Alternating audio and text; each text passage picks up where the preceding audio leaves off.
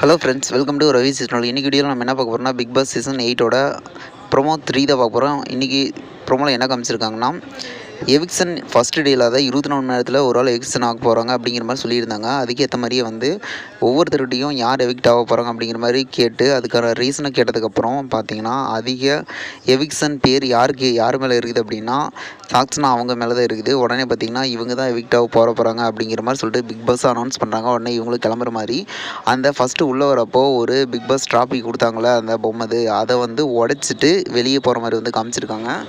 ஆனால் எல்லாருமே ஃபீலிங்ஸாக இருக்காங்க. இது என்ன கேமோட இதுன்னே தெரில.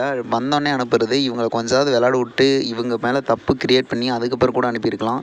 ஆனால் இப்படி அனுப்புறது நல்லதான்னு தெரில. இவங்களோட மனசு ரொம்ப காயப்படும். அது மட்டும் இல்லாமல் இவங்க சொல்லியே அனுப்பியிருந்தா நல்லதாக இருக்கும். சொல்லாமல் அனுப்பியிருந்தா கண்டிப்பாக ரொம்ப மனசு வலிக்கும்னு இவங்களுக்கு தெரியுதா இல்லையானே தெரில. வெயிட் பண்ணி பார்ப்போம் என்ன நடக்கும் அப்படின்ட்டு. இதுபோல் வீடியோலாம் மறக்காமல் சப்ஸ்கிரைப் பண்ணுங்கள், லைக் பண்ணி கமெண்ட் பண்ணி ஷேர் பண்ணுங்கள். தேங்க்யூ.